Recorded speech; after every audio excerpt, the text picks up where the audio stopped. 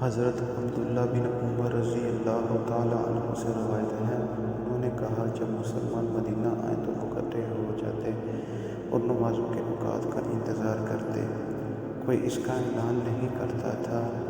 ایک دن انہوں نے اس کے بارے میں گفتگو کی تو بعض نے کہا عیسائیوں کے گھنٹے کی مانند 1 گھنٹہ لے لو، اور بعض نے کہا یہودیوں کے گرنا جیسا ایک گرنا۔ البتہ حضرت عمر رضی اللہ تعالیٰ عنہ نے کہا، تم ایک آدمی ہی کیوں نہیں بھیج دیتے جو نماز کا اعلان کرے؟ رسول اللہ صلی اللہ علیہ وآلہ وسلم نے فرمایا، اے بلال، اٹھو اور نماز کا اعلان کرو۔ صحیح مسلم، حدیث نمبر 837، بحوالہ کتاب نماز کے احکام و مسائل۔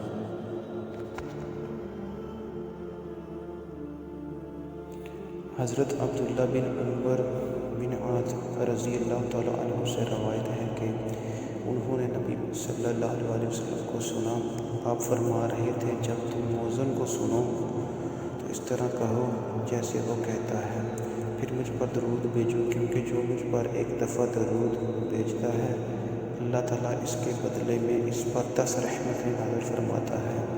پھر اللہ تعالیٰ سے میرے لیے وسیلہ مانگو، کیونکہ وہ جنت میں ایک مقام ہے جو اللہ کے بندوں میں سے صرف ایک بندے کو ملے گا، اور مجھے امید ہے وہ میں ہوں گا۔